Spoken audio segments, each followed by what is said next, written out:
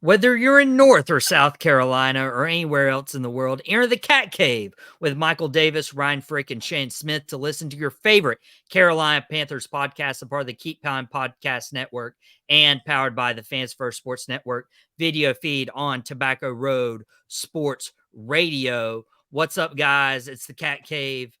Super excited you guys could join us today. We got some NFL draft to talk about. The Panthers are not taking a first round pick as of now. They sit at number 33, and we've always seen movement around that late first round, early second round. So, my question to you guys is, should the Panthers even stay at 33? Should they trade back up into the first round, or should they trade down and maybe somebody who drops night one, they can acquire assets with night two? Shannon, I'll begin with you on this one. I think if there's an opportunity to go into the first round, it should be taken. I've been looking at some mock drafts. There's a possibility that the Detroit Lions could move their pick with the Carolina Panthers. I have seen that in one mock draft that I was looking at. But it's very important that Carolina try their best to get into the first round if they can. But it's got to be feasible. You know how it goes. Carolina did trade away their first round pick, and for Bryce Young, it looked like it was a good idea at the time. Turned out it might be, might not be. We don't know. But if there's an opportunity for Carolina to hit that first round, they got to get it at that bottom, that 28th or 27th pick, somewhere around there. So if there's an opportunity to go, then why not? Especially when you start seeing a play, because it happens every year. A player starts dropping for no reason. Experts on TV are like, why is this guy dropping? Who's going to trade up? Ryan, I mean, we look at the team with as many holes as the Panthers have.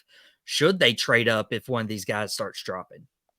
Uh, I mean, listen, I don't think you should trade up unless you can get early enough in the first round to make a difference. You got the 33rd pick. There's no point in trading up to get the 25th pick because you're going to be giving away more to move up 8 spots in the draft. There's been a lot of conversation, and I don't mean to, for the first time ever on this show, I don't mean to make it about South Carolina and to be a homer, but there is a lot of momentum picking up about Xavier Legette. He has had a meeting with the Detroit Lions. He's also had a meeting with the Buffalo Bills, both of which have late first round picks. But Xavier Legette has apparently also come out and said that the Panthers have informed him that if he is available at 33, then they plan on drafting him at that position. So the only way that I think the Panthers need to move up into a late first round draft pick is if they're truly concerned that a team like Buffalo or a team like Detroit is going to go get in. Now, Buffalo has a huge need at wide receiver, considering they just traded away Stephon Diggs to the Houston Texans, who by which, if this should have been the year that the Panthers launched new uniforms, because the Jets have launched some new uniforms, the Texans uniforms are fire, the Lions have put out a new black alternate jersey again, and the Broncos uniforms are kind of mid. But this would have been the year to go along with that new uniform combination. But I digress. If they're looking at moving if the Bills are looking to go and get a guy like Xavier Legette in the first round, and the Panthers really, really want to go get Legette, then yeah, you can trade up. I'm not sure what all you have to give up. Maybe give up like a 7th along with the 33rd pick to move in. But I don't think it's feasible to move up into the first round unless you're getting a top 15 pick. And what the Panthers would have to give up to move into the top 15 would put them right back into the same situation that they're in now, where they should have the second consecutive number 1 overall pick. Well, hypothetically, they would have had a top 10 pick last year and the number 1 overall pick in this year's draft. And they're getting to watch the Chicago Bears draft their next disappointing quarterback in Caleb Williams at number 1, where the Panthers should be drafting. So, yeah, I mean, listen, obviously in a perfect world, the Panthers could trade up into the first half of the first round and not give up a king's ransom. But at this point, stay at 33, get your first pick in the second round, because they've also got pick 39. So if there's guys that fall in the draft and they can get quite possibly 2 first rounders in the second because of the way they fell, and we've seen guys fall before out of the first round that have been all pros, that have been Pro Bowlers. So the Panthers can do the same thing. So yeah, no need to trade up into the first round unless you plan on taking like a Marvin Harrison Jr. if you can get down there, high enough. Somebody high enough, and they'd have to give up too much to do it. Yeah, they would give up too much to trade up into the top 5, top 10 to go get a Marvin Harrison Jr., who is a star. I highly doubt that Marvin Harrison drops far enough for the Panthers to even consider trading up for him. But if a certain star drops and the Panthers don't necessarily have the need at the position, should they take them? Now, we know this class is deep in quarterbacks. I know the Panthers just signed 2 guards who they hope will be their starters in Damian Lewis and Robert Hunt. There's certain positions the Panthers don't need, but if there's a guy you're like, he's the best player on the board, should I draft him? Shannon, what's your thoughts? It depends on the position. I don't see Carolina taking a quarterback. I don't see that happening. I don't see Carolina taking a running back early. I don't see Carolina taking anybody on, I would say, linebacker super early. Those first 2 picks, I really think, are locked to be receiver and offensive line, or at least they should be. So I wouldn't say risk it all for a guy that they probably don't even know if they're going to even use. Like I talked to you about on Out of Pocket, there was talks of Bo Nix being in the first round. If somebody like Bo Nix or Penix Jr. or anybody like that drops in the second round, don't take that dude. Please don't. I mean, that would set back Bryce Young. I don't think that Carolina would do that. I don't think they would take a J.J. McCarthy, which if Ryan's ear was burning today on Out of Pocket, he would have known that we were talking about it. But with that being said, I think that it depends on the position and what Carolina needs, and I think they'll get the best available player at the position that they're looking at, receiver, offensive line, somewhat. Yeah, Ryan, we had to name drop you about 5 or 6 times yesterday on Out of Pocket. You were just on my mind, and I was like, man, Ryan should be here, It would have been a good time with you. So it's always a good time with you in the cat cave. I'm talking about Ryan Frick, by the way, not Bully Rye. Bully Rye last week was Out of Pocket for sure. We need to have some reels from last week's show. We need to go in and go to last week's show and remind everybody who I can be. Well, I was about to do that, and then I tried listening back, and I'm like, man, this is too much trauma for me. Like going back and just triggered by it. I felt triggered. Let me pose this to you, Brian, because we just mentioned Xavier Legette potentially, like if he's there training up, but if you see like an offensive lineman, particularly a guard, where Panthers have already solidified that position, like, do you take him over what the Panthers do need, like a wide receiver or like defense? I mean, I kind of agree with everything that Shannon said. I mean, the one thing that you don't need to do is draft a quarterback. As much as I would like to see the Panthers take a flyer on Spencer Rattler somewhere in this draft, they don't need to. I mean, you got to think over the last 4 years, they've gone through quarterbacks like Baker Mayfield, Sam Darnold. They drafted Matt Corral up with a torn ACL, who's now flipping back and forth in the UFL with Adrian Martinez and the Birmingham Stallions. And so now you there's no reason to draft a quarterback at any point in this draft. This isn't the year that Washington drafted RG3 and then turned around and drafted Kirk Cousins. That's not what this is. Because the Washington drafted 2 starting quarterbacks, and if it wasn't for RG3 getting hurt and them playing him hurt, ruining his career, then we don't know if Kirk Cousins would have been the starter in Washington or if he would have gotten traded away sooner and gone to start somewhere else. So the Panthers, the one thing that Panthers do not need to do is to draft a quarterback. Regarding other positions, I mean, listen, the biggest point of contention for the Carolina Panthers in 2023 was the offensive line. They've added some pieces. It's a couple of guards, big money guards, if you will. If there's a guard that drops, that's a first round talent guard that drops to us, maybe you try him out at tackle. Maybe you try him out at center. Maybe you add him for depth, because God knows if one of those guys that we signed for big money contracts goes down and there's nobody behind him, then what are you going to do? So maybe if an offensive lineman drops, or maybe when you look at defensive backs, if a Kool-Aid McKinstry drops out of the first round, and you can get him at 33, I don't think you can get a much better pick at 33, especially considering, you've got J.C. Horn, who's played all of like 5 games in the last 2 years in Carolina. So you could go that direction. I'm with Shannon too. I don't think we need linebacker help that early unless it's like a can't miss target. I'm talking like, who's the guy that got drafted 3rd overall to Houston last year from Alabama? That Will Houston Anderson traded back up. Yeah, if there was a talented linebacker like Will Anderson that fell out of the first round that the Panthers could take, there was a can't miss prospect, sure, maybe you go out and get those guys. But I don't think that there's one of those guys in that draft. So I think unless there's a can't miss first round prospect that dropped for whatever reason that you can get at 33, you stick with the strategy. I think you need to go wide receiver, be it at 39 or at 33, and defensive back available, or left or right tackle, best left or right tackle available at 33.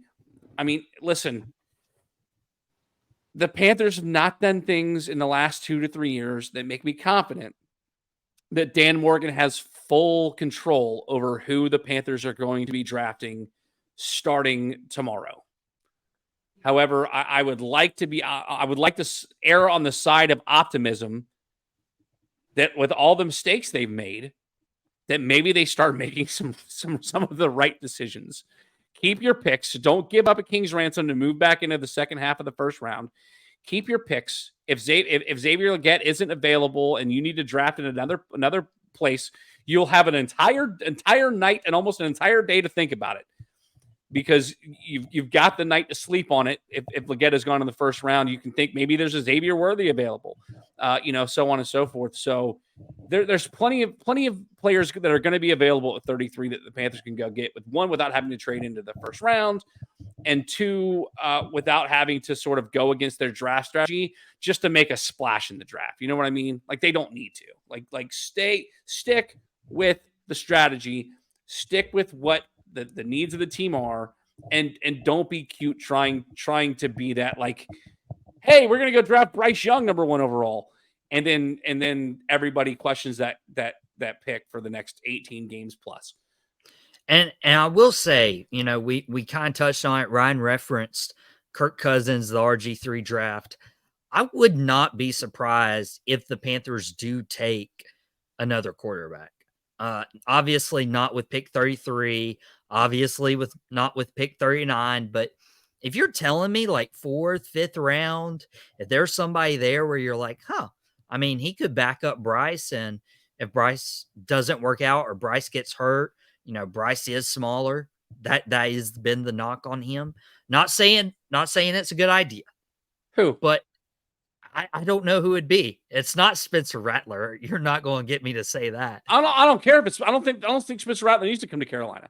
I'd rather Rattler go somewhere where he can find success as a backup and maybe sneak his way into the starting lineup, a la Russell Wilson did a few years ago when he got drafted in the 3rd round to Seattle. But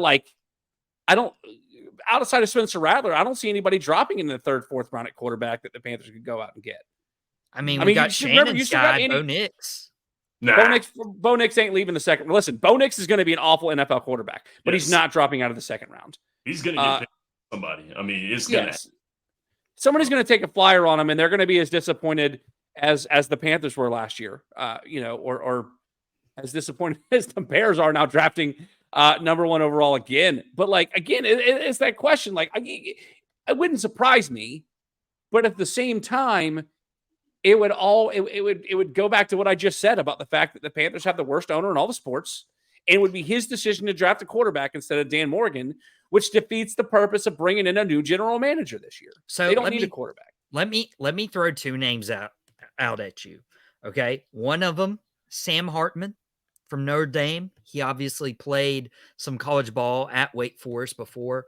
Or you got somebody coming off injury, Jordan Travis from Florida State. 2 of those guys, you wouldn't take a flyer on in like the 5th or 6th round if they're there? No. Shannon, you take this because I don't want to monopolize the conversation, but I have some thoughts. But Shannon, you go ahead. I would not take any one of those guys, not at all. You would be better. You would be better off taking somebody from free agency. You would be better off doing that. I don't expect Carolina to like try to build another quarterback outside of Bryce Young. I don't expect that. I don't see that. You can get somebody to be an understudy to him that has had a little bit of playing experience who might give him a leg up. But as far as having another rookie behind the first year guy who didn't have that great of a rookie year, I don't think so. You're just asking for trouble. And that's just something else that could be filled in. I would expect for Carolina to take another wide receiver on top of a wide receiver than to take for them to take a quarterback. Absolutely not. I don't. I like Spencer Rattler. I do. I like him, and he's the only guy I think would actually be okay. Jordan Travis has been hurt. Sam Hartman, I'm sorry, it's Notre Dame. He hadn't really been proven that much. I hate to break your heart, kid. I'm pretty sure you're a nice guy, but I don't think so, and it's not going to happen. Last Notre Dame quarterback who did anything close in the NFL, I don't know a guy. I'm sorry about that. I don't know Brady anybody. Quinn? No. Brady Quinn. He was the Yeah. last guy. Yeah, He's the- I mean, listen, And that's- Sam Hartman. That's the guy that played at Notre Dame, right? I want to make sure I'm Yeah. getting the name right. that's him. Listen, I love Sam Hartman coming out of Wake Forest. I thought he was going to be the best quarterback in this draft. I thought he was going to be better than Caleb Williams. I like Sam Hartman. I don't like Jordan Travis because we've already gone the way of drafting a potential really good quarterback that got hurt in the end of his college career. So having said that, you still got Andy Dalton on the roster. Mhm. Why try to develop two quarterbacks when you've got quite possibly the best backup quarterback in the league in Andy Dalton? Andy Dalton.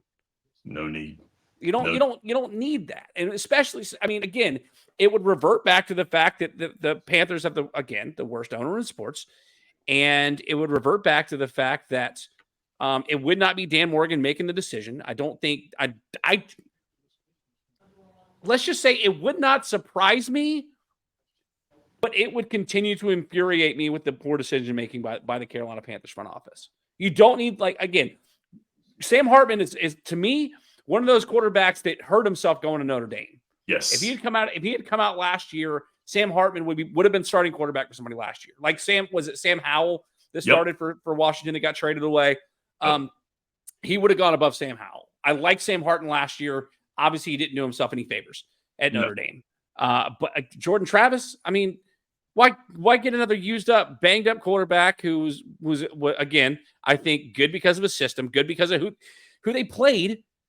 I mean, let's not think about the fact that Florida State got left out of the playoff because the playoff committee and everybody that wasn't an ACC or a Florida State homer could see that the ACC was the worst conference in all of college football, including the Pac-12 that no longer exists as of August 2nd.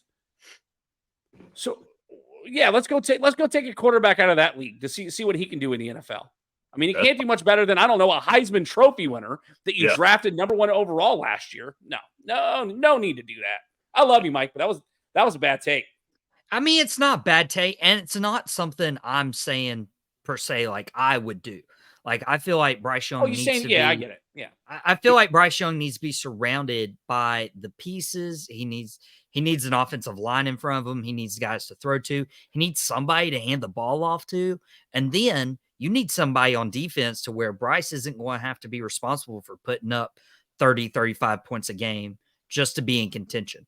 Like, the defense lost Frankie Louvu. The defense lost Brian Burns. And, I mean, I feel like Frankie Louvu's been replaced by Josie Jewell. But, defensive line, I know you're a Clowney guy, but when it comes to Clowney versus Burns, I mean, you're taking Burns all day. Possibly. I mean, Burns had a down year last year. I want to pose a question, especially we also didn't mention the fact that Stephon Gilmore hasn't signed yet. So take that for what it's worth. He hasn't signed anywhere. That's absolutely correct. I hate the fact that I had a question and it totally escaped me now. I know what it was. So let me ask y'all a question. I've been talking since last season as we went week to week in discussing every loss that the Panthers took, the fact that Miles Sanders doesn't fit this offense. What are the chances that the Panthers trade Miles Sanders during the draft? And what do you think they get for Miles Sanders if they do decide to shop him? I think 4th, 5th round at best. I mean, at that point, is it worth it? No. If you can get a guy like Blake Corum, or is it Blake Corum, the running back from Michigan? Yeah. Who's going to the Chargers? He's going to the Chargers. Maybe. I mean, let me ask you a question. Would you take Blake Corum or would you take Miles Sanders? Here's a better question. I don't know what Dave Canales is going to do with this offense because you never know. Miles Sanders might thrive in this offense that Dave Canales has. I mean, this offense that we had, the offensive coordinators were very, very indecisive on what they were running. And I'm not saying that Miles Sanders didn't have a lot to do with that because he did.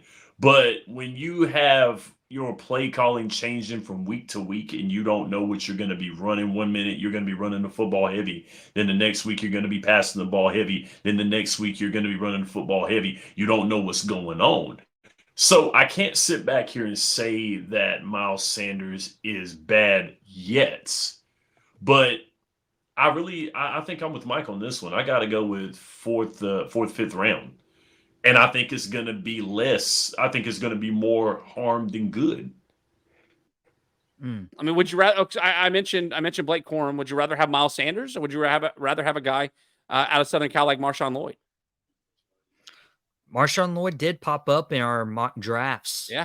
The last few weeks. If nobody's watched them, they can go back and watch after the show. I wouldn't mind having a new guy there. I wouldn't mind having a new guy. But if there's any type of value that you can get out of Miles Sanders that's above another third round pick, then that's about all I can say. But I doubt it. The reason I mentioned Miles Sanders is because I keep talking about stick to the plan, follow suit, fill your needs, right? But I also think that they can undo some of the mistakes. Like you see, Denver is now paying $40 million this year to play 2 quarterbacks with the last name Wilson, as they just traded for Zach Wilson and a 6th rounder for a 7th rounder, whatever the trade was. And good for them. Good for them. So you could potentially trade away Miles Sanders, eat his salary this year, even if it's a 4th, 5th round draft pick, and go draft another running back to sit behind Chuba Hubbard, because we don't know if Chuba Hubbard's going to stick around after his contract is up. That is another. And they just re-signed Raheem Blackshear, so I don't know. We talked about talking up into the 1st round. We talked about do they reach for something, or do they grasp for someone who fell out of the 1st round? But it's something that a lot of people don't do for their mock drafts, is talk about trades. And I think that there's something that the Panthers need to consider, and it's finding a trade partner to let Miles Sanders go to an offense that better suits him.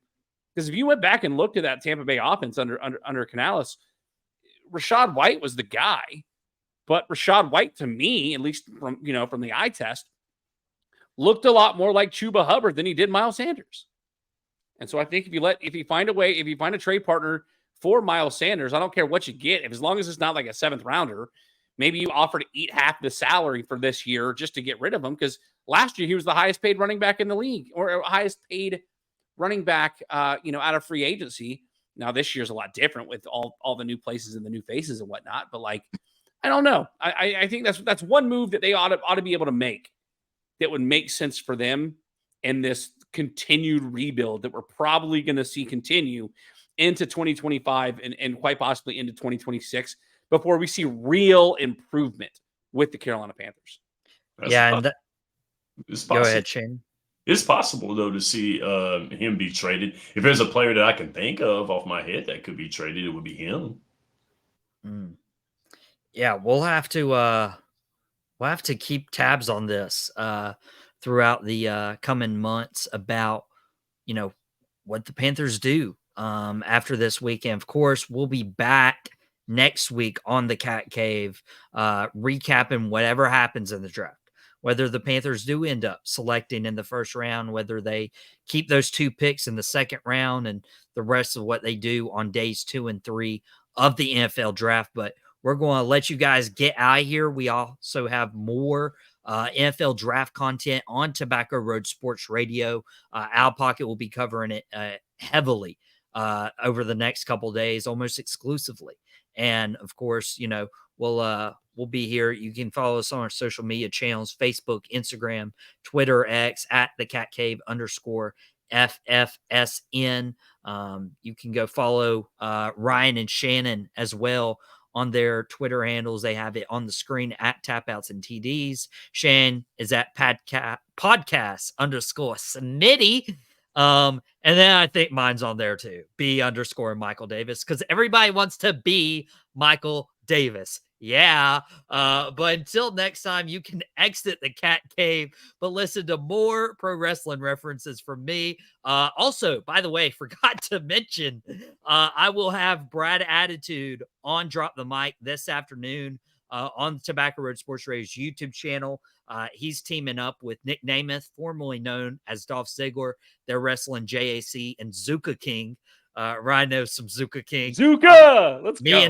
Me and Shannon got to call one of Zuka King's matches, and unfortunately for Zuka and JAC, I will be pulling for the 1 star. So definitely very biased in that interview, but it's a great interview. Go check that out. But you can exit the Cat Cave until next week, but listen to more content by myself, Ryan, and Shan on the Tobacco Road Sports Radio YouTube channel and Fans First Sports Network as part of the Keep Pound Podcast Network. We will see you guys next time with the draft results.